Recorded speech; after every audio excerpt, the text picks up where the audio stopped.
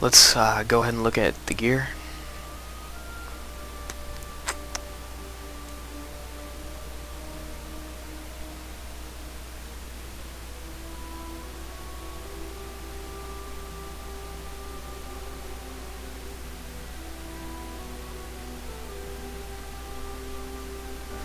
Right now I have about 172,000 health unbuffed, 37,000 armor, 15.32 dodge, 15.33 parry, and 45.53 block chance.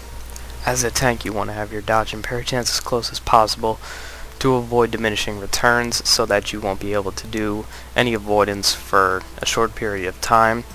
When you keep them close, they will be pretty balanced so that you won't be doing one more than the other, and that keeps it balanced so that you'll never be going into diminishing returns. As a Paladin tank, Mastery gives you block chance, which makes Mastery one of the most important stats for a Paladin tank. Once you have enough gear that your mitigation is doing okay on its own without the help from trinkets, you can go ahead and switch trinkets to stamina trinkets like I'm doing here, but it's also a good idea to have at least one mitigation trinket, such as the Dark Moon Card Earthquake or the Porcelain Crab, in fights where you're going to be tanking adds to increase your block chance and parry. When gemming, make sure your meta gem is the 81 stamina, 2% increased armor value from items gem, and make sure that you're never gemming 60 stamina.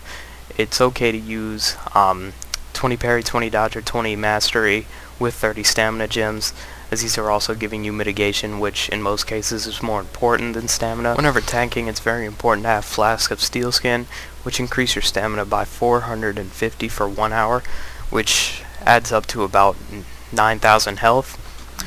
They are relatively cheap, only about 110 gold per on my server right now, so you definitely want to pick these up, especially if you're going to any raids. Another very important thing to have on you at all times are mythical healing potions.